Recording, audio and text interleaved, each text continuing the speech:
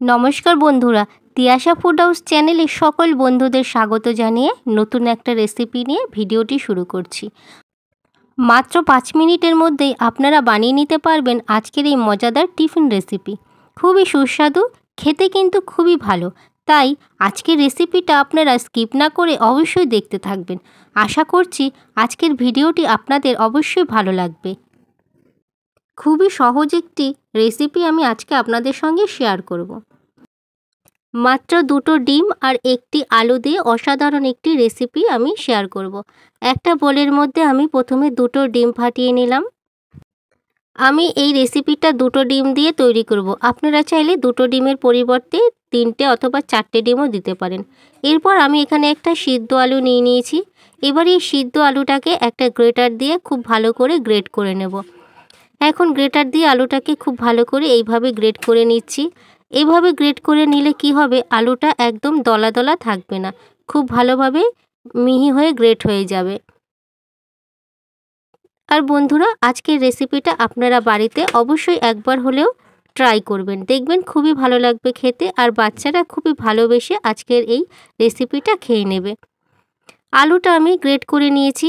এবারে এর মধ্যে আমি দিয়ে দিলাম পেঁয়াজ। এখানে আমি অর্ধেকটা পেঁয়াজ কুচি করে কেটে নিয়েছি। তারপরে দিলাম 2টো লঙ্কা। আপনারা যেমন ঝাল খেতে পছন্দ করেন তেমনই ঝাল দেবেন। এরপরে দিয়ে দিলাম কুচনো ধনেপাতা আর দিয়ে দিচ্ছি চিলি ফ্লেক্স।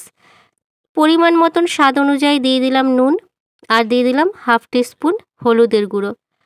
সব উপকরণগুলোকে একসাথে একটা হ্যান্ড উইচ দিয়ে আমি ভালো করে মিশিয়ে নেব। খুব ভালো করে একসাথে সব উপকরণগুলোকে মিলিয়ে নিতে হবে। আলুগুলো যাতে গোটা গোটা না থাকে সেইভাবে একসাথে মিশিয়ে নেব। এইভাবে আমি ব্লেন্ড করে নিচ্ছি। এছাড়া ডিমের এই মিশ্রণটিকে খুব ভালো করে ফেটিয়েও নিতে হবে, এতে ভাজাটা খুব ভালো হবে আর খেতেও ভালো লাগবে। ডিমের এই মিশ্রণটি গোলানো হয়ে গেছে।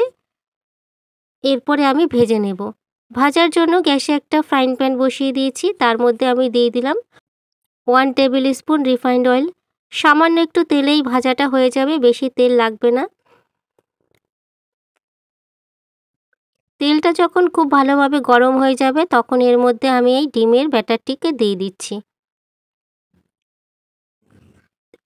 একটা খুন্তি দিয়ে ডিমের ব্যাটারটিকে কড়াইয়ের চারিদিকে ছড়িয়ে দিচ্ছি, না হলে এক জায়গায় মোটা হয়ে থাকবে আর পাতলা থাকবে। এইভাবে ছড়িয়ে দিলে পুরো জায়গাটা সমান হয়ে থাকবে। এবারে আমি এটাকে একটা ঢাকা দিয়ে দিলাম মাত্র 2 মিনিটের জন্য। 2 মিনিট পরে ঢাকনাটা আমি সরিয়ে দেখে নিচ্ছি। নিচ থেকে হয়ে গেছে মোটামুটি। এবার উপর থেকে সামান্য একটু কাঁচা কাঁচা আছে। নিচের দিকটা মোটামুটি হয়ে গেছে। এবার এটাকে আমি উল্টে দেব। ডিমের এই অমলেটটিকে উল্টে দেওয়ার জন্য কড়াইয়ের ওপরে একটা প্লেট রেখে কড়াইটাকে উল্টে দেব। এইভাবে উল্টালে ডিমের এই অমলেটটি একেবারেই ভাঙবে না। এরপরে আমি উল্টো পিঠটি আবার কড়াইয়ের মধ্যে দিয়ে দিলাম। তারপরে আরেকটা ঢাকনা দিয়ে ঢেকে দিচ্ছি। 2 মিনিটের জন্য এভাবে রেখে দেব। তারপরে 2 মিনিট পরে আবার ঢাকনাটা সরিয়ে দেখে নেব।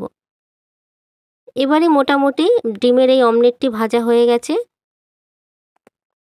আর আজকের এই ডিম আর আলু দিয়ে নতুন রেসিপিটি আপনারা বাড়িতে অবশ্যই ট্রাই করবেন, খুবই ভালো লাগবে খেতে। এখন এই ডিমের অমলেটটি পুরোপুরি রেডি হয়ে গেছে। আর বন্ধুরা, আজকের এই রেসিপিটি যদি আপনাদের ভালো লেগে থাকে একটা লাইক অবশ্যই করবেন, কারণ আপনার একটা লাইক আমার কাছে অনেক দামি। কেমন হয়েছে রেসিপিটা সে বিষয়ে কমেন্ট করে অবশ্যই জানাবেন। পরবর্তী এই ধরনের আরও নতুন নতুন রান্নার রেসিপি পাওয়ার জন্য চ্যানেলটিকে সাবস্ক্রাইব করবেন আর পাশে থাকা বেল অপশনে ক্লিকও করে দেবেন, যাতে পরবর্তী রান্নার নোটিফিকেশন আপনার ফোনে প্রথমেই পৌঁছে যায়। এছাড়া আপনারা অবশ্যই ভালো থাকবেন, সুস্থ থাকবেন। আর পুরো ভিডিওটি দেখার জন্য অসংখ্য ধন্যবাদ।